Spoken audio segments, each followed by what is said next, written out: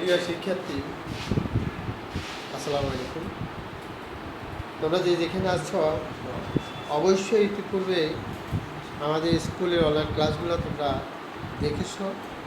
সে ধারাবাহিক বজায় রেখে আমি আমার নবম দশম শ্রেণীর বাংলা প্রথম পত্র থেকে বই পড়া নামক গল্পটি নিয়ে আমি আলোচনা করি। যেহেতু তোমরা জানো ইতিপূর্বে আমরা ক্লাসে জানুয়ারি এবং ফেব্রুয়ারি মার্চ তিনটা মাস আমরা ক্লাস নিয়েছি। প্রত্যেকটা ক্লাসে লেখকের বই এবং গল্পগুলোর মধ্যে লেখক পরিচিতি আমরা যখনই গল্প পড়তে যাই তখন আমরা লেখক পরিচিতি নিয়ে বেশি বেশি করে কিন্তু আলোচনা করি। সে ধারা বজায় রেখে আজকে আলোচনা বিষয় বই পড়া, আমি লেখক পরিচিতি নিয়ে একটু আলাপ করব। তোমরা ইতিপূর্বে জানো যে এটা নিয়ে কিন্তু আমি ক্লাসও বারবার কিন্তু বলেছি যে লেখক পরিচিতির জন্য তোমরা নোট খাতায় নিবে।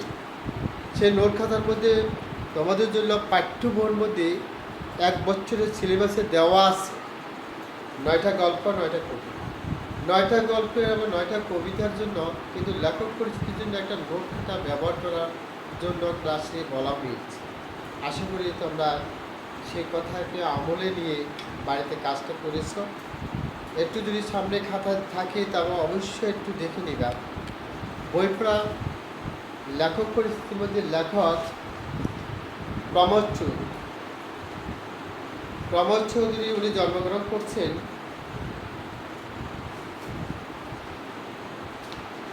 1868 সালে 7 আগস্ট।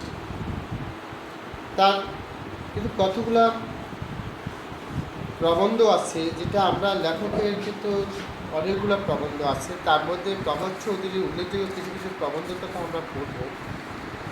যেমন প্রমোদ চৌধুরীর ছোট গল্পের মধ্যে আছে সারিয়ারি কথা, নীল লোহিত, আহুতি, ফরমাইশি গল্প, ফার্স্ট ক্লাস ভূত।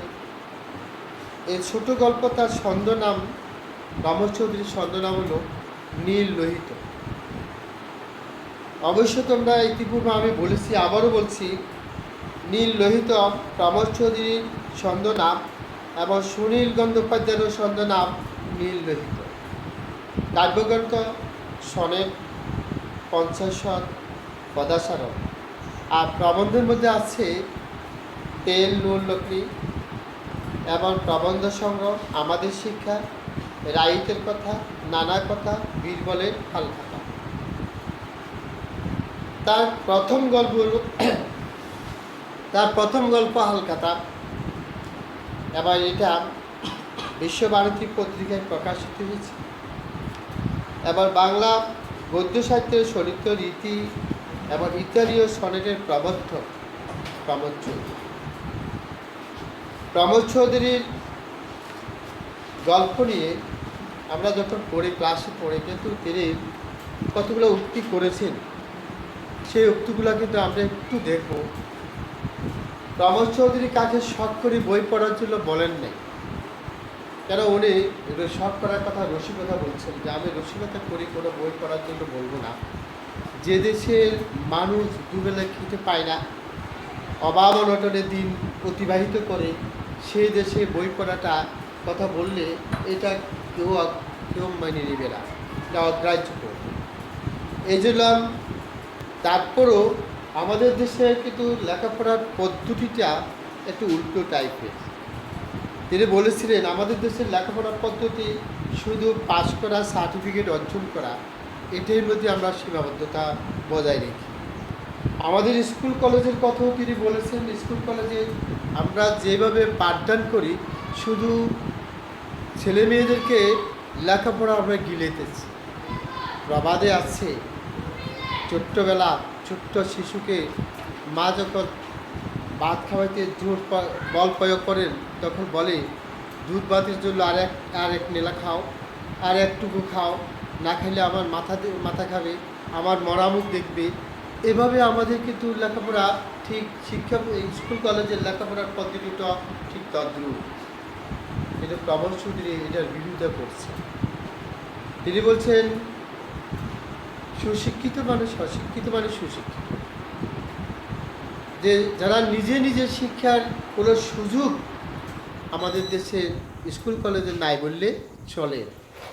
কেন স্কুল কলেজে এমন আমরা শিক্ষক মহাশয় যারা আছি, আমরা গাদা গাদা নোট ওদেরকে দিয়ে দিই, সেরা নোটগুলো কিন্তু হজম করে। আর স্কুল থেকে যখন তারা বাহিরে যায় তখন কিন্তু এই নোট হজম করে তারা জীর্ণ শীর্ণ অবস্থায় স্কুল থেকে বিদায় নেন এবং পাস করেন, সার্টিফিকেট অর্জন করেন। সেটা প্রকৃত কিন্তু জ্ঞান অর্জন হয়। প্রকৃত জ্ঞান অর্জন করতে হলে কিন্তু আমরা বাইরের দিকে যেতে হবে। আমরা লাইব্রেরির উপরে জোর দিতে হবে। প্রমোদ চৌধুরীর লাইব্রেরির কথা কিন্তু প্রত্যেকটা কিন্তু অংশে তিনি লাইব্রেরির কথা উল্লেখ করছেন। এই জন্য তিনি লাইব্রেরিকে স্কুল কলেজের উপরে স্থান দিয়েছেন। যেমন তিনি বলেছিলেন যে পাড়ায় পাড়ায় যদি লাইব্রেরি স্থাপন করে তাহলে কিন্তু শিক্ষার মান আরও বৃদ্ধি পাবে। তিনি আরও বলেছেন, তিনি ফ্রান্সের একটা কথা বলেছেন, ফ্রান্সের ছেলেরা যারা স্কুল ফেলাইছেন তারা কিন্তু ফ্রান্সকে রক্ষা করেছেন। তার যুক্তি ছিল এটা। যেমন আমরা দেখছি কবি নজরুলের কথা বলবো, রবীন্দ্রনাথ ঠাকুরের কথা বলবো, তারা তো গাদা গাদা সার্টিফিকেট অর্জন করেন নাই, কিন্তু তারা কিন্তু সাহিত্য জগতের প্রতিভা অর্জন করেছেন এবং একটা জায়গা তারা দখল করে রেখেছেন।